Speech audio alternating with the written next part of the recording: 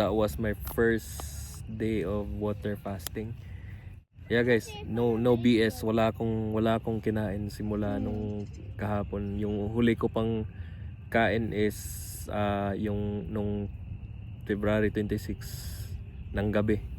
Tubig na lang, water fasting nga kasi. Tubig, ito yung kaibigan ko ngayon, tubig. Tapos paunti-unting electrolyte. Chelsea. Hi. Hi guys, good morning, good afternoon, good evening, boys and girls of YouTube. I get to stay home. Today is Friday, February 27. Chelsea has to stay home. Yeah, meron siyang guys, meron siyang appointment sa dentist ulit. Ay, merong pinapagawa sa kanyang ngipin. So, the whole day siya ngayon wala sa klase. Ko na lang siya ng doctor's note. Yeah, dito kami sa guys, Wendy's guys. Yan. Wendy's Winston-Salem kasi magla-lunch na. Pinapag-lunch ko na lang siya at kaya kailangan niya lang ng kumain. Kasi hindi gaano kumain kanina umaga kasi kala ko nga may gagawin sa kanya. It's lunchtime. What time is it? Pero guys, yeah, hindi ako pwede mo kumain ngayon guys kasi meron akong sina-challenge ko yung sarili ko kasama nung mga kabarkada ko dun sa Florida. Yung iba, sina-challenge namin yung mga sarili namin na 72 hours na water fasting lang. Water fasting for 3 days. So, ginawa ko kagabi, yung huling dinner ko kagabi was mga 7 PM and yun nga for 3 days hanggang 7 PM din naman ng linggo. Hopefully ma-survive ko yung 3 days na yun. Kung hindi, kung manghihina ka talaga, alangan naman papatayin mo yung sarili mo na sa pagpapasting. Yeah, kasi nakikita ko rin naman na maganda yung benefits nung fasting pag yung tubig lang yung ini-intake mo sa 3 araw na yun. Dapat mini-maintain mo yung amount ng tubig na yun per day or per hour kasi yun nga, para hindi ka manghina, hindi sumakit yung ulo mo, hindi ka hindi ka ma-dehydrate. Hindi ako masyadong mahilig sa sa fries, pero parang ang amoy niya ngayon is masarap. So first day pa lang ng water fasting, papuntang papuntang 24 hours. More than 10 hours pa lang ako na nagsimula galing nung sinimulan ko yung fasting. So today is first day and yun nga parang nagsisimula na akong ginugutom. So yun ang maganda daw kasi yung benefits ng fasting. Akala ko dati parang peke na guni-guni lang, pero maraming nagsasabi na doktor na maganda yung benefits and kung ayon lang talaga, kung healthy ka lang talaga. Yeah, ako healthy naman pero half healthy, half hindi. Pero okay guys, so yeah, this is just the first day of my water fasting guys. So tingnan natin mamaya kung anong magiging pakiramdam mamaya. Saka sa mga susunod na araw, mga susunod na oras, kami ay uuwi muna mamaya dahil nga doon hindi natuloy yung pagkabit ng gulong ito sa sasakyan. Mamaya kakabitan na siya kasi in order na nila yung pang-apat na gulong na kapareho ng 3 unang in order ko. Kami sa Welcome ngayon. Welcome yung pangalan ng town, Welcome, North Carolina. It's like half an hour galing dun sa amin sa Winston-Salem. Nandito si TJ sa soccer practice. Unang soccer practice at unang team niya dito sa North Carolina. Practice nila is yung practice nila is 3 o'clock, 3 PM, pa ngayon? 2:37 pa lang ng hapon. A bit early kami dito ngayon. May dinaanan pa kasi kami kanina. Baka dito lang sila magpa-practice.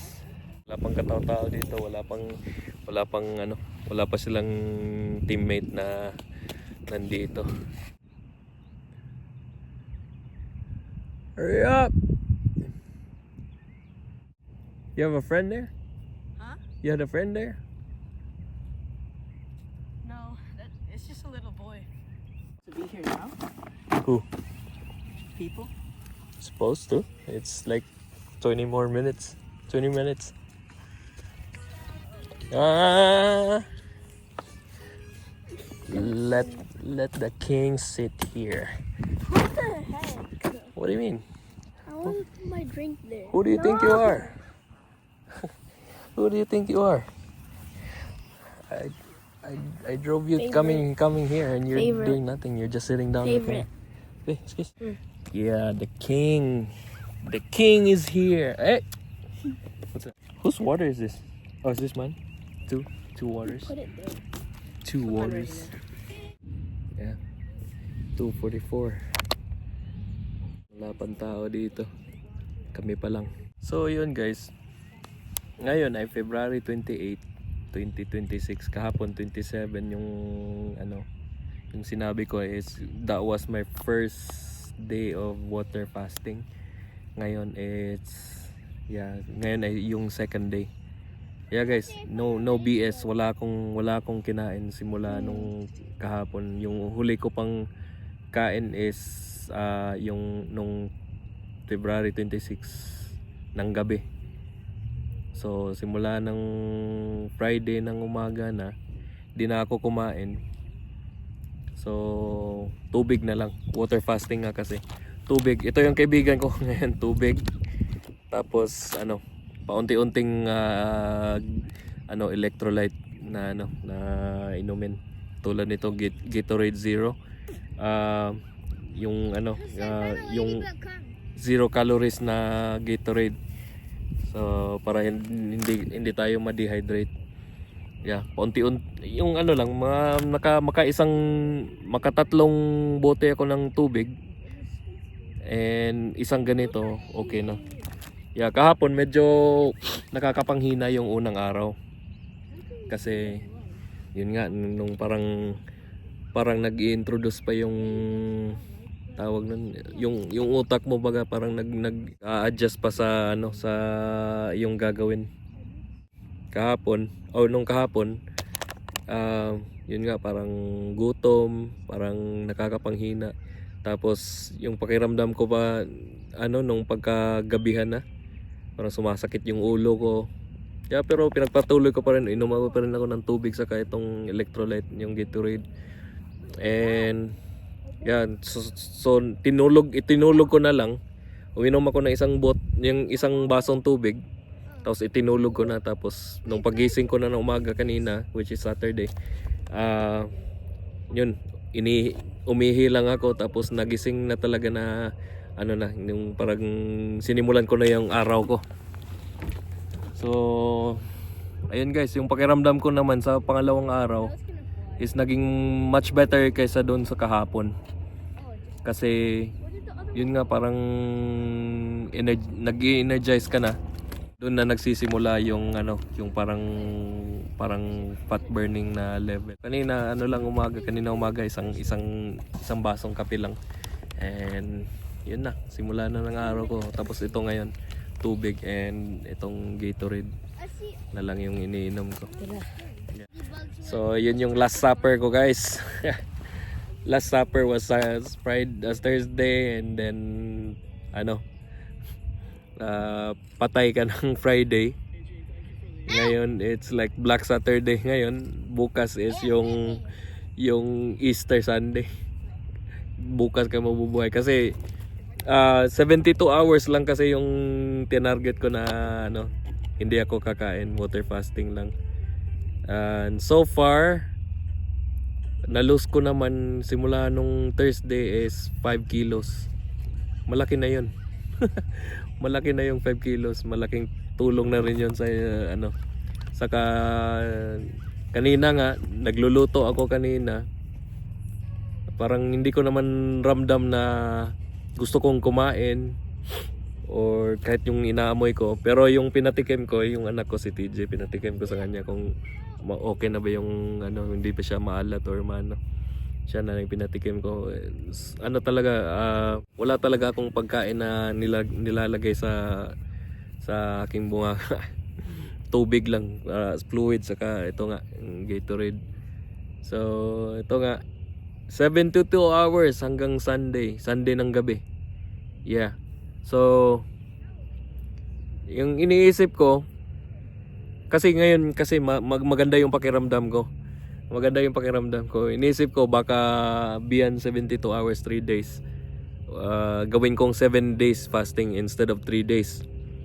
Kasi meron akong maraming nakikita na ginagawa nila 7 days. Pero iniisip ko lang ko din naman na pangalawang beses ko pa lang na nasubukan mag water fasting ngayon. Nung una 24 hours na ako nag-fasting nung una. Ngayon is 72 hours sana. Kaso ano, ako ko tingnan ko lang kung sa aking pakiramdam is kung okay ba, kung okay pa ako sa beyond 72 hours. So ayun, tingnan natin kung ano makaka-survive. Pero tingin ko naman sa 72 hours hanggang Sundays makaka-survive yan. Yeah. So yeah, hindi ko sinasabi guys na ano, sa totoo lang hindi ako fitness expert. Hindi rin ako health expert. Sa YouTube lang din ako nakadepende. Nanonood ako ng YouTube sa ano kung paano at anong magandang gagawin.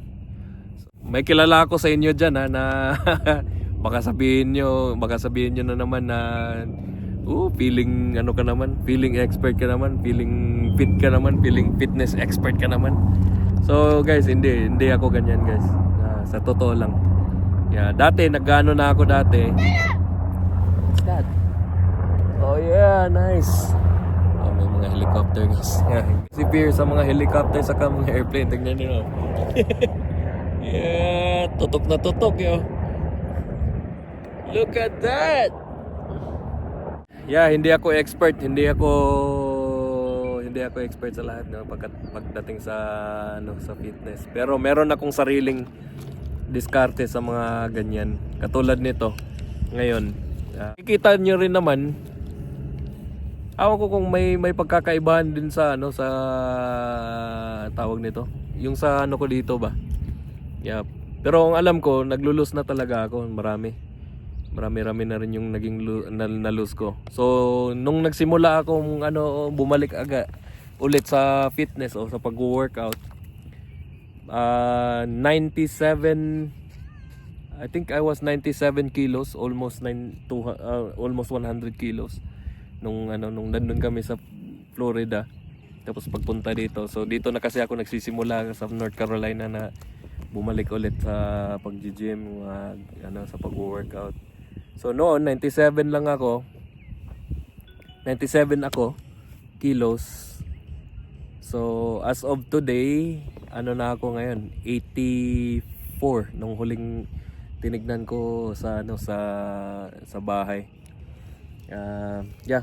Alam ko lang kung may pagkakaibahan dito sa video, hindi masyadong makikita na may pagkakaibahan. So ibig sabihin yan, medyo kulang pa. So awan ko lang kung may pagkakaibahan. Basta kung sa personal ang alam ko meron. Yeah, dito hindi masyadong halata sa video. Yeah. Target ko ngayon na weight is 75 or 72 kilos. It's 165 pounds. Kasi noon kasi yan yung parang weight ko dati, pero pwede pa sana akong maging 150, 155 ganun. Pero parang mahirap na yatang kunin yun. Pero tingnan natin, di natin alam, di ba? Kung makuha natin o hindi. Kasi depende naman kasi sa yan, di ba? Depende sa determinasyon, depende sa sipag. Yung akin lang naman kasi guys, hindi naman yung yung paglo-lose weight ko hindi sa papogi lang, kasi ano din sa akin, yeah, health reasons, health purposes. Kasi yung doktor ko, yun nga, china-challenge niya rin ako na less than 200 pounds. Kasi umabot talaga ako sa 200 pounds guys, something 210, parang ganun. Yeah, sabi niya sa susunod mong balik dito dapat less than 200 pounds ka na. Yeah, hindi kita pinapressure na sa in 4 months na mag-lose ka na ng 20 pounds kaagad. Hindi. So basta sa kanya less than 200 pounds yung target, okay na sa kanya. Paunti-unti lang daw. Malaking tulong na raw yan, kahit 2 pounds, malaking tulong, malaking bagay na rin daw yan. So ngayon ay second day pa lang. So bukas tignan ko pa kung sabihin na ng katawan ko is kumain ka na, naka 72 hours ka na, or sasabihin sa akin ng katawan ko or ng utak ko is yeah, pwede ka pang magpatuloy, dire-diretso lang, and extended, so mga couple days pa siguro. Bibiglayin siguro guys, kasi kabago-bago pa nga lang. So baka sa susunod na buwan another na naman, baka doon ko na gagawin yung 7 days. Yeah guys, ito yung pinakaunang player dito guys. Pinakaunang player na nag-show up. Yeah, your coach will like you though. Wait, were you looking at me the whole time? No. Who are you? Who are you for me to look at you the whole time? Oh, that's mine. Where's yours? And mine, backpack. My backpack. I need to get the ball. Yeah, maganda dito guys. Oh, yung sports complex nila. And yan yung elementary school. Welcome Elementary School. And itong kabuuan nito, ito yung welcome sports complex. Not bad. May mas maganda pa dito guys. Yeah, for sure. Yeah, may mas maganda pa dito. Yung pinaglalaruan nila dun sa Florida dati na sports complex, mas maganda yan kaysa dito. Yeah. Well maintained dito, parang kasi dito lumalamig din kasi dito, kaya namamatay yung grass.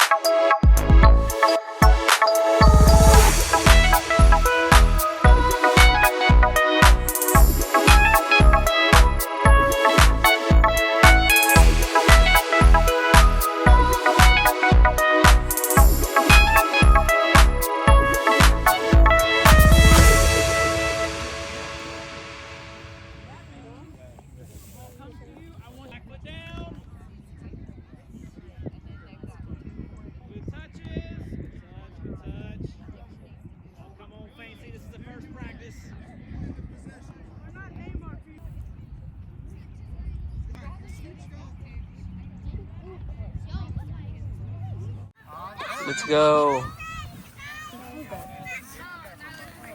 Dadala. Katong ganyan yun sa mo i-hug ba? Like that. Where's practice? Wednesday, I don't know if we can make it on Wednesday. It's 5:30. Chelsea's practice or dance practice on at 6:20. The moon. Yeah, how's the practice, Jay? It's Was okay? You know, it was good. Is he a better coach, right? Yeah. Huh? Don't let Coach Fonte see this. Home of the Welcome Raiders. And it's not for 7 years old here. I know. think that's cool. You're little. And Dad Raiders. was in the front. Why is that? Alright guys, so tapos na sila. And Exactly. You can't speak yeah, sabi nila na kumain ka ng marami para makapag-isip-isip ka ng maayos. Lalo na yung pag sa school para makapag-focus ka ng maayos. Hindi pala yung ano pala, yung pag yung nagpa-fasting ka mas focus ka pala sa ano yung pag-iisip mo. Man tayo magda-drive ng sa mga soccer games and practices nito. And si Chelsea, yung activities niya. Atid sundo. Ito na lang si Pierre ang wala pang activity. Uwi, and then mag-aatid na naman sa work kay Mrs. So, another half an hour drive na naman papuntang ano. Papuntang pa uwi. Alright, so thank you sa mga nanonood. Alright guys, so bye-bye guys. And nandito na lang. See you on the next video, yung third day ko na ano baka gagawa. Yeah, gagawa ko ng video dun sa pangatlong araw kasi ngayon is second day. Actually, magsa-second day, magpo 48 hours mamaya pang alas 7 ng gabi. So, I don't think na simula ngayon, 26 ng hapon hanggang alas 7, may pagbabago. Wala na siguro. Walang pagbabago sa mood or ano. Yeah, kasi yung iba nagbabago-bago yung mood. So, yeah, see you in the next video and thank you sa mga panonood and peace.